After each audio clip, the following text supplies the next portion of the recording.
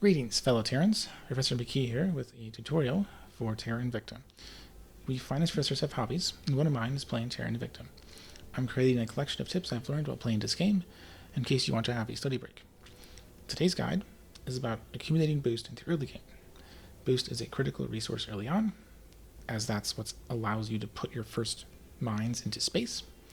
And of course, once you have space resources, the value of boost starts dropping. Now there's pre-existing boost you can take, like Kazakhstan. I have a video on all about Kazakhstan. But you sometimes still need to build a boost yourself. And since recent updates have added the administration modules that consume 1 or 3 boost per month, respectively, there's also income producing modules that consume boost too, there is a greater need for boost later on compared to previous patches because of the administration nodes.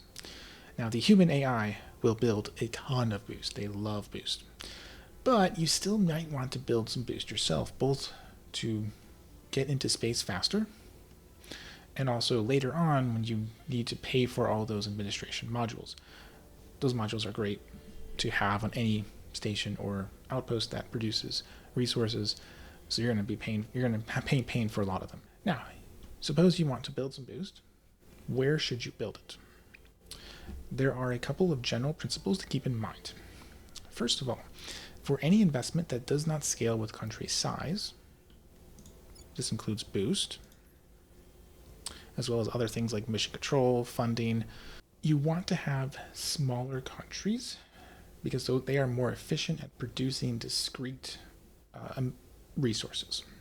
So if you have 2 countries and their GDP adds up to the same amount as a single larger country, those 2 smaller countries, their total investment points will be more than the 1 large country has in investment points. So the US is really big. It has a lot of investment points. But if you split the US into 2 countries, both with 11,000 billion GDP, then you would have a lot more than the base 33 investment points that GDP produces within a single country. So you want to have a small country because you're going to be producing a discrete increment of resources that doesn't scale with country size, and those countries will then produce boost more efficiently. So you can of course build boost in the US, but it's just not as efficient. You also want the country to be big enough that you can actually work with it, because most countries don't have a spaceflight program. It takes 50 investment points to produce. So if you have, let's take a really tiny country like Belize. Belize has 1.5 investment point per month. It's going to take a long time to finish the spaceflight program in a tiny country like Belize. Also, you want the country to be wealthy enough for it to be stable, not have unrest problems. You don't want to be spending unrest to fix the problems causing unrest. You don't want to have IP being reduced because you have unrest that's above 2. You don't want to have consular actions babysitting this country because those consular actions can do other things. So what you want in terms of the country's economy is a 2 or 3 control point country, probably a 2 control point country is best, that is also stable. So you don't have to worry about maintaining the country from falling into a revolt or losing IP because unrest is too high. Secondly, lifting things into orbit is easier the closer you are to the equator. And the game reflects that by when you produce boost, the amount of boost you produce per every 2 investment points is different depending on which region the boost gets added to. So if you are close to the equator, you can have up to 0.4 per year added. The farther you are away, so the United States has Alaska as a potential candidate, Anchorage, and that would get them 0.16, which is you're going to lose about half the potential boost production if the game decides to put it in Alaska versus putting it probably in Puerto Rico. San Juan is where it would get the 0.34. Now, this is the reason the U.S. starts with a lot of boost down in Florida, or one of the reasons. Both the U.S. and USSR built a major spaceflight launch center down south, closer to the equator. It's cheaper in terms of delta V expense, etc., to launch when you're closer to the equator. Now, if a country has multiple regions, like say the United States, after you complete boost, the game will randomly choose one of the regions, and it will add the appropriate amount of boost based on where this region is relative to the equator for that completion. The chosen region is randomly assigned, but it does have a weight towards regions that already have more boost. So the more boost you have, the more likely that region, or the more boost you have relative to all the other regions, the more likely that region will be chosen. So if you built boost in the US, very high chance that Atlanta, the Florida region that includes Florida, and the Cape Canaveral Launch Center, that region is most likely to be chosen, much more than just a uniform distribution across all of these regions. So over time, because this is a region that has pretty good geography, adding boost here will increase boost more than, say, adding boost to Alaska. So over time, the weight towards the Atlanta region is going to be higher than the weight towards the Anchorage region. And with law of large numbers, if you invest a lot of boost into one of these larger countries, over time, you're going to be more and more likely to invest into the countries with the highest boost per completion. If you, say, built a ton of boost in a country that's really unsuitable, like Iceland, you might have to do a lot of completions for law of large numbers to sort of fix things. So if you're investing lots of boost in Iceland before you merge it into the European Union, you might, if you then build more boost into Mega Nation, European Union, you might get a lot of extra completions put into Iceland before things even out. So avoiding building too much boost in really unsuitable regions before you merge it into the Mega Nation is potentially a good idea, but honestly, I don't worry too much about that. If I have spare IP and I need boost, I might have Iceland build it. Oh well, that's not that big of a deal to me. I mean, what else am I going to use the IP for after all? And then thirdly, spaceflight program. You have to found a spaceflight program in order to build boost. And there's a small number of countries that start with it. So UK starts with it, United States starts with it, France, China, a few other countries as well. If you don't have that spaceflight program already built, Italy has it. There you go. So if you don't have the spaceflight program built, you got to spend up to 50 IP. Some countries already have some pre-existing investment, so they can get their boost production online faster. But this is mainly a consideration for producing boost at the start of the game. Because if you have to wait for 50 IP to be spent, that can be, well, let's say you have 10 IP to work with. Israel has 8. Well, let's just say you have 10 to make our math simple. You'd have to wait 5 months if you put the entire country into a spaceflight program before you could start producing boost. So there's a 5-month delay on getting boost production started. And if you have a really small country with only 1 or 2 investment points to work with, spaceflight programs are not going to be coming online in a year. It's going to take more than a year for that to complete, and by then you probably don't need to produce boost as much. So a very small country with not enough investment points to complete the spaceflight program, it's not really worth using for boost because you won't get the boost soon enough to be helpful. Okay, so that's the general principles. Let's go over the countries. First, the countries that won't work. There are some countries with great equatorial positioning in, say, South America. The equator is running roughly right here. So like Brazil is going to have a good one, Colombia, Peru, Ecuador, a lot of these are South American countries, and even some Central American countries. They have good geographic positioning, but pretty much all of South America is either too big, like Brazil, or they're a decent size, but they're not very stable. They're in unrest of 8, unrest of 5.9, unrest of 5.2. This is going to penalize your IP a lot. It's going to be really hard to fix. So pretty much all of South America, with one potential exception, is just not very good for boost production because they're not stable, or they're too big like Brazil. And Brazil is also not that stable either. There's a bunch of African regions that are right along the equator or close by. Africa is the same problem as South America. It's even worse. The stability is terrible. 9.4 rest value for Congo. Guerrilla war, it's up to 8.4. 8.4 for Chad. Cameroon has 8.1. Like, these countries are, some of them are the kind of the size you would want, but their unrest values are just terrible. So it's going to take a huge amount of work to get these countries stable, and then by then you're already in space, and some boost production might be nice, but it's going to take too long. Over in Asia, there are some countries that have good positioning, like India, but India is really big. India also has unrest issues. Sri Lanka has great positioning, but it has unrest issues. Indonesia, unrest issues, also probably too big. Malaysia, it actually has some unrest issues, 3.6, although not as bad as others. Papua New Guinea, it's too small, and unrest issues.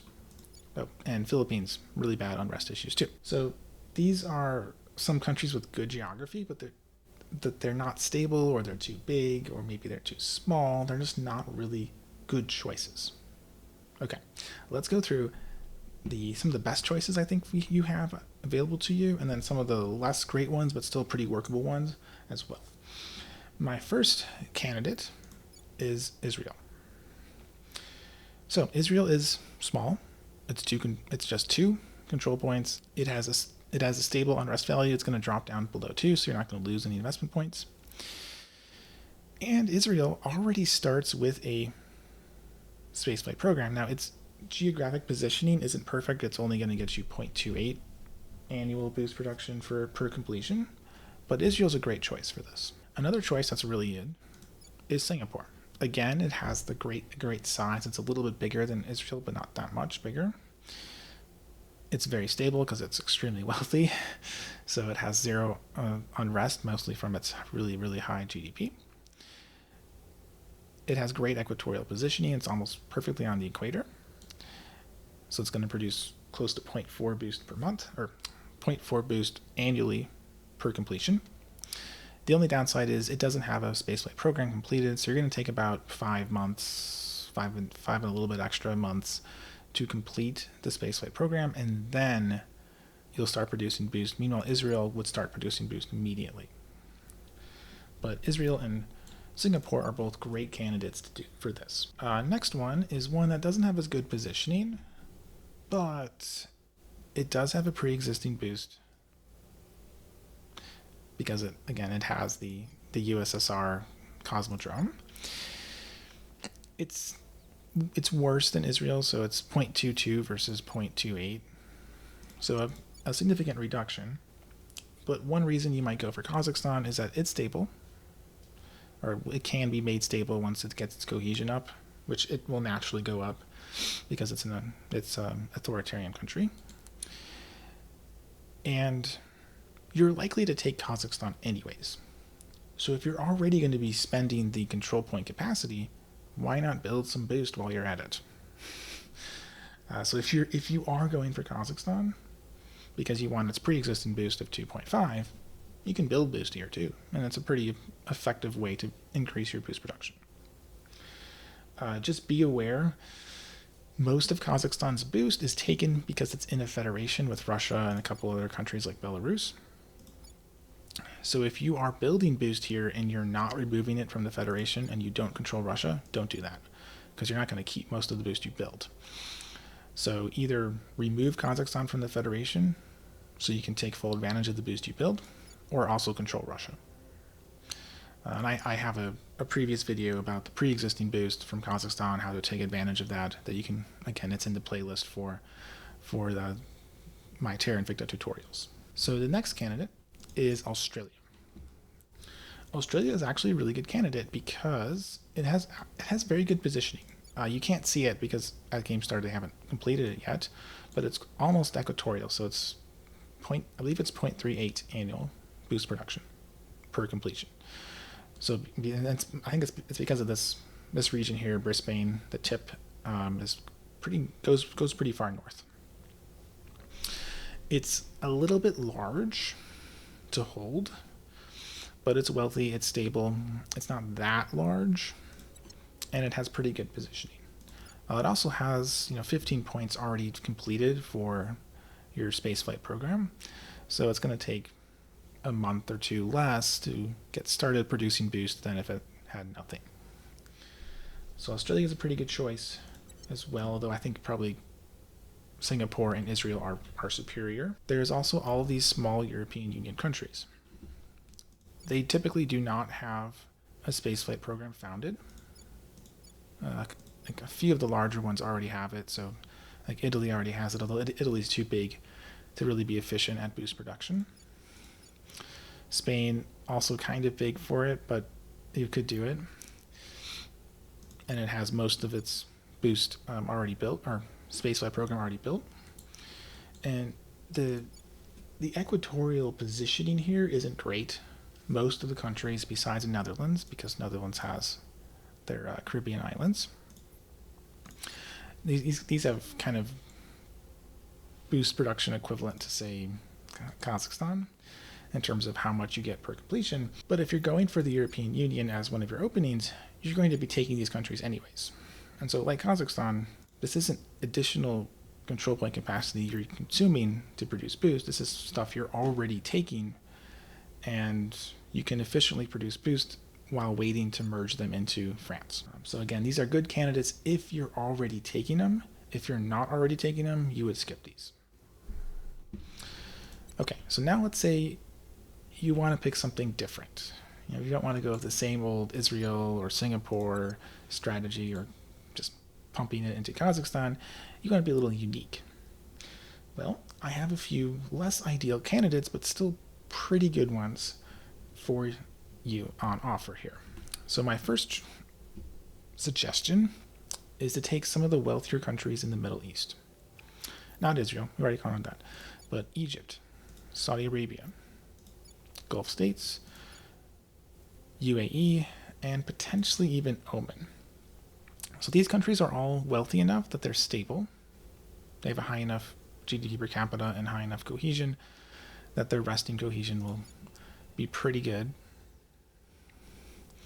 They're small enough, although some of them are a little bit larger, like Saudi Arabia and Egypt are kind of large, but they're potentially good, small enough to make this work. Their geographic positioning is pretty good, not amazing, but it's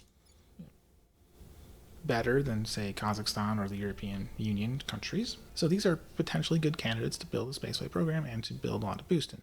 Now, you might want to run spoils here because there's lots of oil regions with that bonus to spoils instead of running boost, and some of them can be pretty expensive to hold because of how large their economies are, but these are potentially good options for you to work with.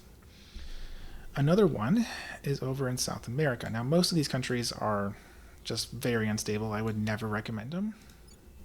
But Guyana has pretty high GDP per capita, which means its base unrest is just a tad above 2, and its cohesion is going to go up over time. So it's going to push cohesion higher, and unrest will drop below 2. It has great equatorial positioning. The main problem is that it's kind of small. It's only got it only costs 3.58 and only produces 3 investment points per month. So it'll take a while to produce the spaceflight program and then start running boost completions. But it's out of all the South American choices, it's like the only one that is actually probably workable. Unfortunately, Suriname is much poorer in terms of GDP, so its unrest is pretty bad. Also, this one has even lower investment points available. Over in Asia, a couple additional candidates: Taiwan and Vietnam. They're both a little big.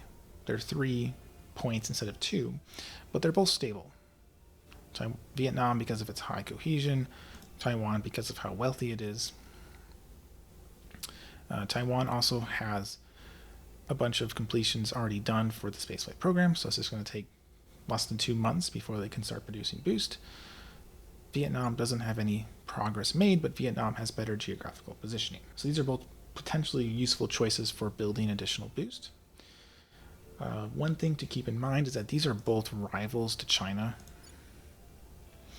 So if you are taking points in Vietnam, you're also trying to take points, and then you proceed to try and take points in China, there's a penalty for holding points in a rival. So if I own points in India or the United States or Japan or Vietnam or Taiwan, control nation on China is harder. China is the hardest country to run control nation on because of how large the economy is.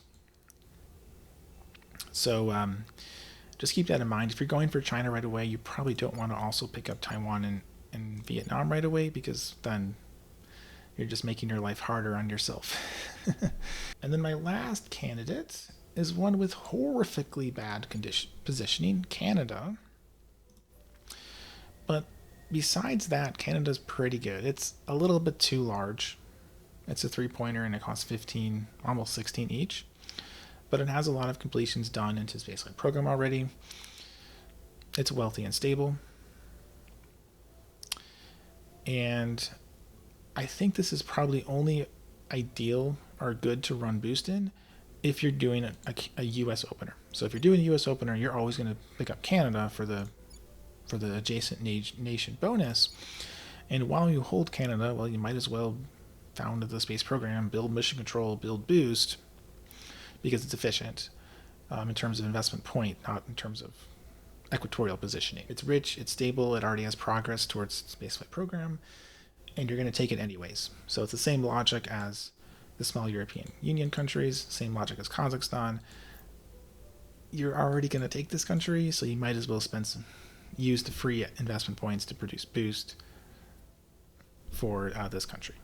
And then, of course, eventually you would merge Canada into the United States to form a mega nation. So the next time you start out in Terra Invicta, if you need a country to produce a lot of boost, hopefully some of these candidates sounded interesting to you. If you found this video helpful for your study break, please comment, like, and/or subscribe so that others can find this video too. Happy not studying or building boost.